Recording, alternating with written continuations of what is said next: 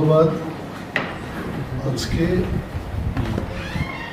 ছোট্ট একটা প্রেস মিটের আয়োজন করেছি, যদিও এই তৎক্ষণাৎ সময়ের মধ্যে অনেক মিডিয়া হাউসকে খবর দিতে আমরা পারিনি। দি মোস্ট ইম্পর্টেন্ট ইস্যুস,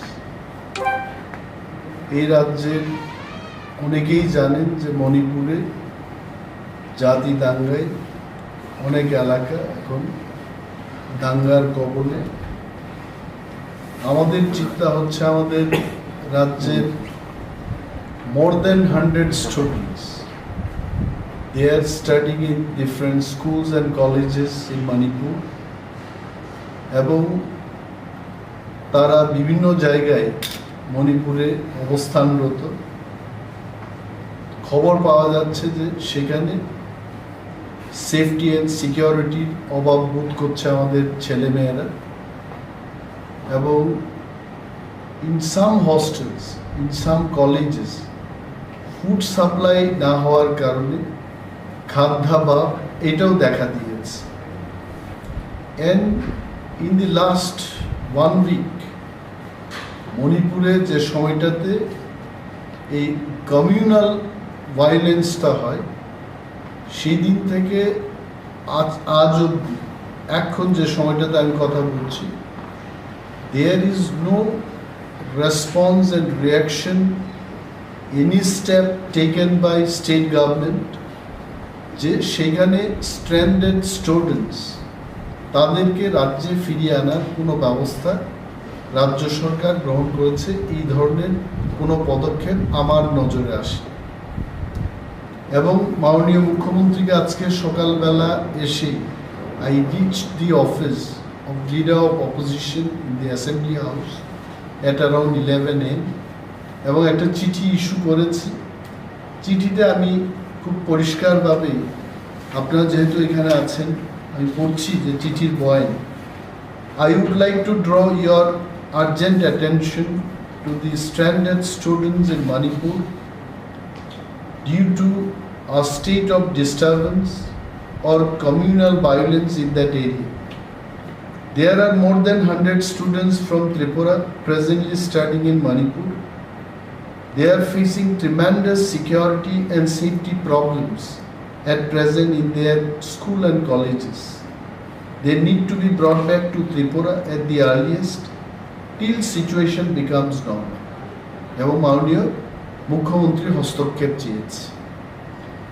আপনাদের মাধ্যমে আমি রাজ্যের মানুষের অবগতির জন্য জানাচ্ছি, এখানে বিরোধী দলের অফিস গ্রহণ করার পর এ যাবৎ 37টা চিঠি বিরোধী দলের অফিস থেকে আমি বিরোধী দলনেতা হিসেবে জনস্বার্থে রাজ্যের বিভিন্ন দপ্তর, মাননীয় মন্ত্রী মহোদয়গণ এবং রাজ্যের মুখ্যমন্ত্রীর দৃষ্টি আকর্ষণ করার জন্য অনেকগুলো চিঠি লিখেছি। এবং এটাও আমি বলতে ভুলব না যে এই সমস্ত চিঠির অ্যাকনোলেজমেন্ট, একটা চিঠিরও অ্যাকনোলেজমেন্ট আমি পেলাম। আমার মনে আছে আমি যখন এমএলএ ছিলাম 2003-2008, সেই সময়কার যে সরকারকে আমি বিরোধী দলনেতা ছিলাম না, আমি বিরোধী একজন বিধায়ক ছিলাম। Any letter we write to the ministers, any ministers, even the secretaries, তৎসময়ে কমিশনার পোস্টটাও ছিল, যারা আজকে secretary, I am sure at that time it was known as commissioner. কমিশনারদের যখন আমরা চিঠি লিখি, at least they acknowledge our letter, যে হ্যাঁ আপনার চিঠিটা পেয়েছি, এবং চিঠির পরিপ্রেক্ষিতে দপ্তর বা সরকার কি ভূমিকা গ্রহণ করেছে, পদক্ষেপ নিয়েছে, এই বিষয়ে ওনারা চিঠি দিয়ে আমাদেরকে জানান।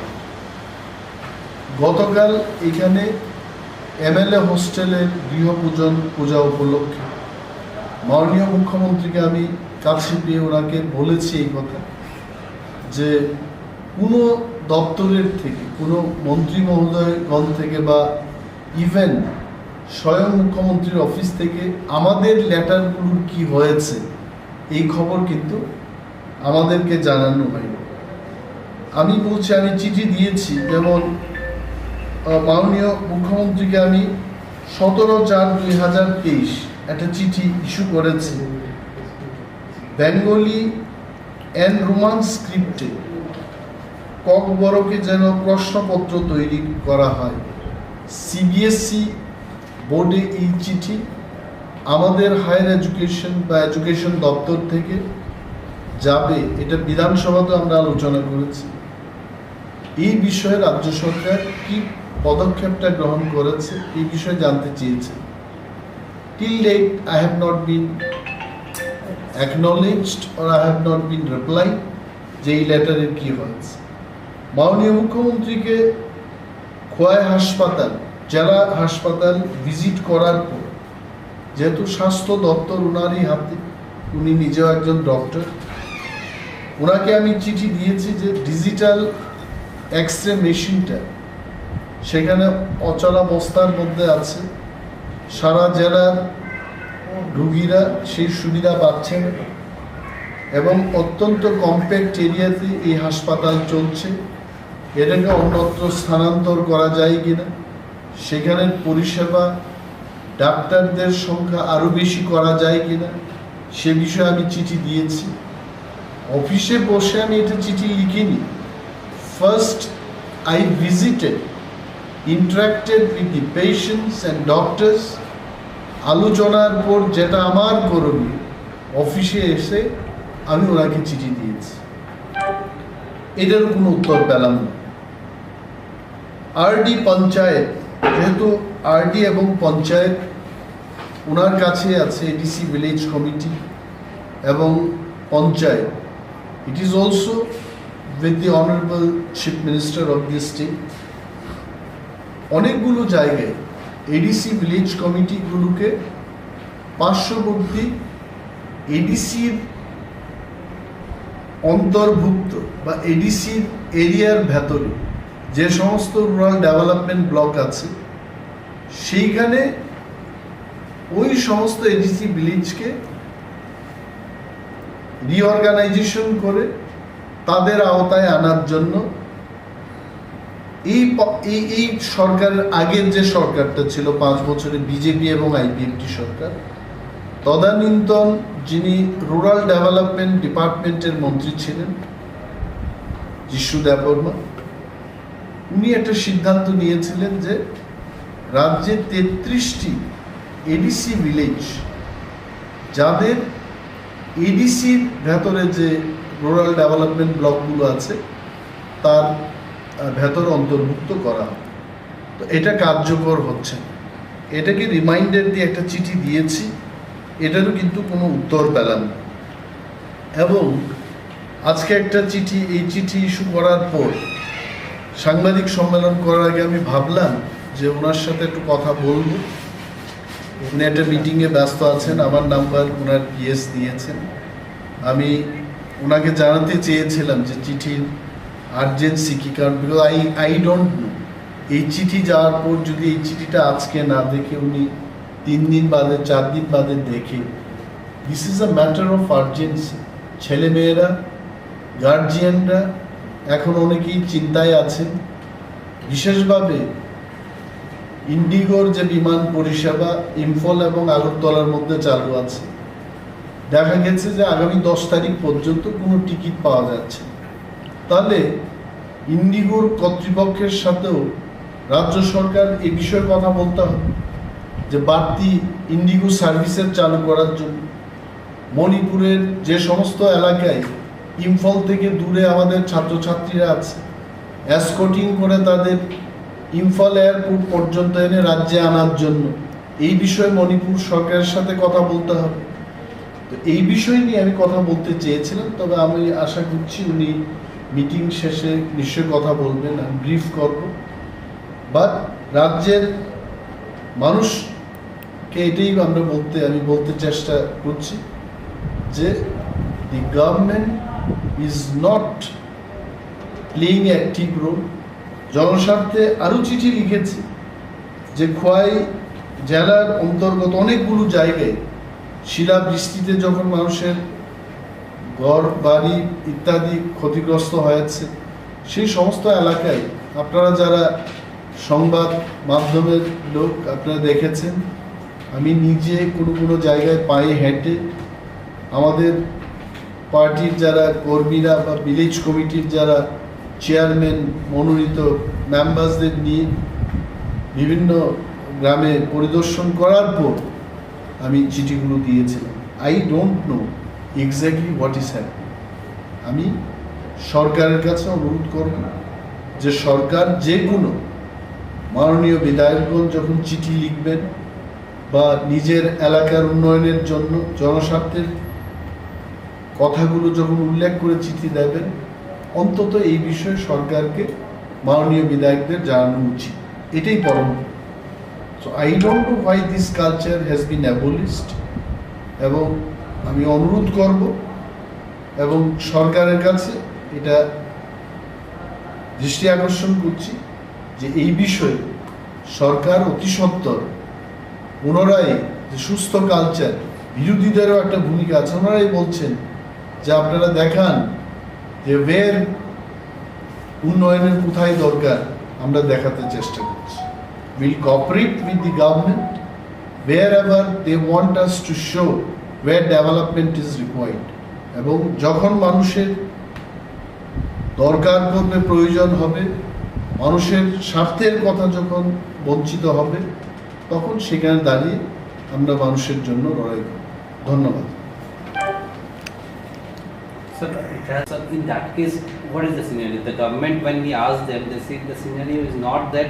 Even I asked the question that there are 3 states, at least I know, who are already evacuating their students. The government said there is no official report of any state evacuating the students, but today we have seen some of the states already received their students. What is the scenario right now? What is the threat perception over there? How panicked are the See, one thing Honorable Chief Minister must understand. Sitting in Agartala or sitting somewhere in this state, we cannot feel the heat of communal violence in Manipur. We must have to understand the pain and the fear and the problem of safety and security through those people who are presently in Manipur. If there is no problem and if there is no heat of the communal violence faced by the students, why the students will call their parents? Why the parents will approach to us? Maybe no one has approached to Honorable Chief Minister directly, but it does not mean that there is no problem in Manipur. As you say, already 3 states they started evacuating their students. It is the wise step actually. Should we wait? আমরা কি অপেক্ষা করব যে something happens there, then only we start evacuating our students? Wiser step will be, before any accident takes place, before anyone dies, আমাদের কোনো student মারা যাওয়ার আগেই তাদেরকে ইভাকুয়েট করার প্রয়োজন। And that is why, to bring the attention of the government, I have called this press meet. এটা আমাদের কর্তব্য। If I was in his position, probably 2-3 days back itself, I would have taken all these steps. এটা তো আমি ব্যক্তিগতভাবে স্টেপটা নেব না। The government machinery, secretaries are there, transport department is there, government is having money for all these kinds of situation to take it. So I'm not going to spend, or Honorable Chief Minister is not going to spend money from his own pocket or his own salary. It is a matter of instruction and to make a strategy to combat this situation. So I think whatever Honorable CM is telling, I think I cannot agree personally. Before anything happens, we have seen so many churches, so many villages are under attack, under fire. In this situation, we cannot allow our students to be in Manipur. Till this situation becomes normal, they should be evacuated and they should be brought back. They should be handed over to their parents. That is why government is required. যদি আমাদের ছেলে মেয়েদের জন্য নিজেরাই সব কিছু করতে হয়, তা সরকার কেন দরকার, কেন মেশিনারি দরকার? তাহলে কেন্দ্রের থেকে যে টাকাগুলো আসছে স্ট্রেট ওইখান থেকে প্রতি ঘরে প্রতি অ্যাকাউন্টে টাকা দিয়ে দিলেই পারে। কমিশনারও দরকার নেই, ডিজিপিরও দরকার নেই, মুখ্যমন্ত্রীরও দরকার নেই, বিরোধী দলনেতারও দরকার নেই। যা বাজেট হবে 26,800 কোটি টাকা divided by number of family দিয়ে দাও সবাইকে। Government has got a role to play. এই সমস্ত সিচুয়েশনে কোনো ব্যক্তি বিশেষ এটাকে সমাধান করতে পারবে। Here is the role of the government. So I appeal to the government. Government should take immediate action and should take step to bring back the students. Thank you. One of the elected representative of TTADC has taken a step. I have seen in social media some 50 students are being brought back. So how must see to that? Yeah, see, this is what is the positive step. If TTADC, much smaller administration than the state, TTADC's budget is only 2% of the state budget. If TTADC can do this, why the state government is sitting quietly? It means state government is waiting some students to die there and then only they will take this step. This is wrong. Honorable CM himself is a doctor, well qualified chief minister, among the chief ministers in the whole of the country, and I am sure after this press meet he will definitely take the needful action. Thank you.